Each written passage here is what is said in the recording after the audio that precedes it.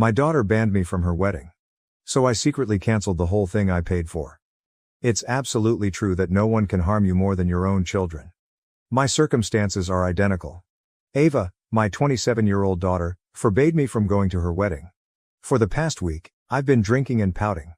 Her wedding, which I financed, was scheduled for yesterday. Yes, it was a wedding present that I was paying for. Ava was a challenging youngster. When she told me about her wedding preparations, I was relieved that she was finally getting married to someone she loved because I had a lot of nightmares while raising her. I helped since she and her fiancé were struggling financially and couldn't plan a good wedding. What do I receive in exchange? I was not allowed to go. The devastation is beyond words. I added my brother to the guest list by calling the wedding planner a few days ago. The guest list was full, he claimed. To see if we could arrange anything, I requested him to email me the whole guest list.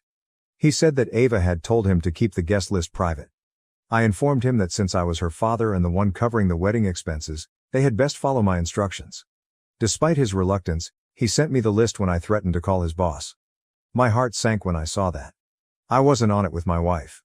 Since neither my wife's nor my name was listed, I called the wedding coordinator once more and insisted there must have been an error. He clarified that he had been expressly instructed not to mention our names. Until he shared the email exchange between him and Ava, I couldn't believe it. They were told to prevent us from entering the venue, which made the situation worse. How devastating must that have been? Although I was aware of my daughter's animosity toward me, I never would have guessed that it would reach a level where she would not let me attend her wedding. She was at her bachelorette party that day, so when I frantically called her, her phone was on voicemail. She didn't call that day or the following, despite my message requesting her to do so. I arrived at her flat, where she and her fiancé were residing, on the third day, right before the wedding. She said that she was too busy getting ready for her wedding to meet with me. She was avoiding me since, by that point, the wedding planner had informed her that I was aware of the guest list. I went there to ask her a question, but her demeanor simply made me more irate. I informed her that I was aware that she had prevented me from going to the wedding. Well, good for you, was her response. Traveling to the location saved you time and effort. If I have time, I will forward the wedding photos. I went utterly insane.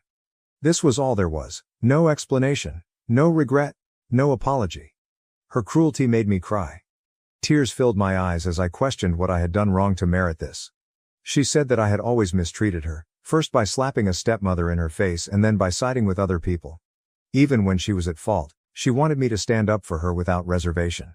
When she harassed my sister's daughter, how could I stand up for her? When she was discovered using pills in class, I did defend her and prevented her from getting expelled. I helped her get into college. But she decided to remain unappreciative in spite of everything I accomplished. She accused me of generating negativity in her home when she noticed me crying. I reminded her that her wedding was being paid for by me. She became hostile and claimed that I owed her this and that I wasn't doing her any favors. I went crazy and told her that I owed her nothing. This wedding was a favor and I had done more than enough. She said she didn't have time for my emotional drama and asked me to go. When I got home, I sobbed uncontrollably in front of my wife, Mercy, who is Ava's stepmother. Mercy is a good-hearted and forgiving lady, yet she became enraged for the first time when she witnessed me cry. She urged me to do something about Ava. We must stop Ava from feeling entitled to harm us, she continued. Up until a year ago, when she eventually found a respectable job, Ava had been surviving off of my money. She didn't have any money saved for her wedding because of this. I'd had enough. I made the decision to discipline her. I called off all of the wedding plans. I didn't care that I hardly received any money back from the advance payments. I wanted to cancel the wedding planner as well as the wedding location, but I knew that would notify Ava, who could then make other arrangements. I intended to spoil her special day. I allowed her to keep her dress since she already had it. All of this made me feel bad, but after giving it some thought, I knew I had done more than enough for her. Why should I feel bad about interrupting her wedding if she didn't? When the wedding coordinator and the caterers and decorators showed up at the location on the wedding day, they were turned away. When the security showed them the cancellation email, it sparked a flurry of activity. When the wedding planner called to ask for the last payment, I informed them that I was no longer concerned and that they could speak with Ava about it. They informed me that when the venue guards denied Ava access, she got into a fight with them. Her fiancé saved her just in time after she nearly got arrested for trespassing. I had blocked her number when she attempted to contact me. I had denied her entry to the main gate when she arrived at my property. I desired tranquility, but I wasn't scared of her. Talking was pointless since, Like she did when I visited her home, her comments would just make me feel worse. She needed to take responsibility for her conduct. She could no longer be repeatedly forgiven as a child. Ava just wanted her friends to attend her wedding, not family. I honored her decision. Fortunately, she had to deal with her friends about the wedding cancellation, so I didn't have to tell them. My parents were the only ones who weren't thrilled with what I accomplished. They said that regardless of how terrible our kids are to us, we should never treat them cruelly. I informed them that Ava was the cause of this. All her life, she had been cruel and egotistical.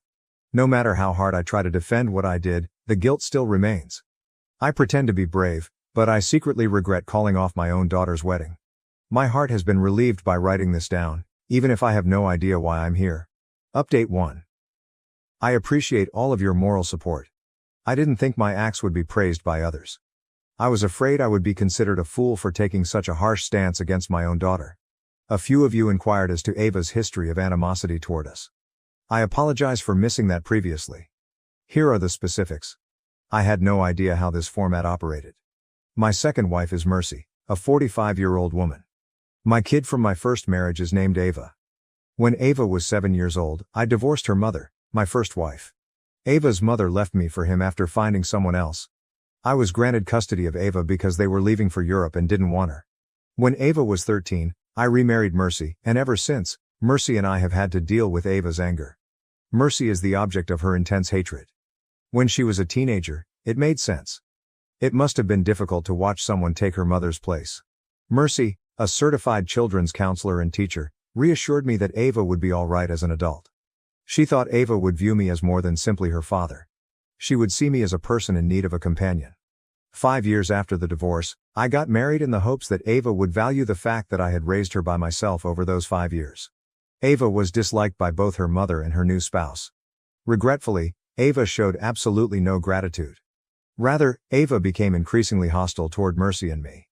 In the hopes that Ava would find friendship there, I had to send her to live with my sister, who had a daughter of the same age, because things had gotten so horrible. After a few months of smooth sailing, my sister gave up less than a year later. Since it was their last year of school, my sister didn't want her daughter's grades to suffer as a result of the petty arguments that Ava and her daughter had, she informed me. I had to return Ava as a result. Ava lived with us until she graduated from high school, although she would spend her breaks with my parents.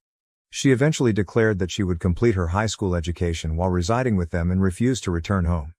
I made arrangements for carpooling because my parents' residence was far from her school.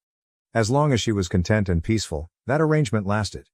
But her high school grades were terrible when they were released. At that point, I discovered that she had joined the wrong crowd, students who were doing drugs. She wanted to live with my parents because she had a nasty boyfriend. After they went to bed, she would slip out and tour the city until after midnight. Her senior year of high school had to be repeated. Another nightmare was getting her through college. She wouldn't have been accepted any place else due to her bad grades and depressing attitude, so thank God I had some contacts who helped her get a spot at a respectable college. She once again surrounded herself with the wrong crowd and used drugs while she was a college student. She had to go to rehab because things got so out of hand. She finally graduated at age 25, but she had a relapse the year after, so I had to send her back to treatment for a few months. She truly has been a pain in the butt, so calling her such wouldn't be impolite. She has continuously caused me distress, embarrassment, and misery. I'm so grateful for Mercy, my understanding wife. She could have talked me out of leaving Ava if she had been any other lady, but instead she was the one who continually urged me to wait. Mercy has given so much of herself for Ava and me, and I'm so grateful for it. The fact that I got married again, and Mercy even more so, seems to be Ava's biggest grievance. Mercy isn't Native American, you see. The Middle East was the birthplace of her family. Her parents, who were immigrants in the United States, were unable to support their 5 children, so she grew up in an NGO. They came to the United States with nothing after fleeing a war-torn area. I was drawn to Mercy for that reason. Despite having a difficult upbringing and little money, she persevered, obtained a master's degree, found a lucrative teaching position, and established a successful life for herself. Despite being a self-made woman, Ava refers to her as a gold digger. Yes, we have some generational riches because my family has had a successful export company for 2 generations. Since this is my second marriage and her first, Ava thinks Mercy married me for financial gain. Ava argues that if it weren't for financial gain, Mercy wouldn't have married a single father who was 12 years her senior. Mercy is 45 and I'm 57. I don't know who gave Ava these thoughts, but that's why she called Mercy a gold digger.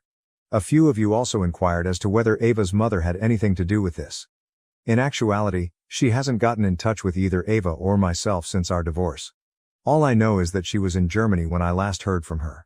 Regarding the present circumstance, Ava attempted to vent her rage by contacting me after I called off her wedding, but I prohibited her from doing so on any platform.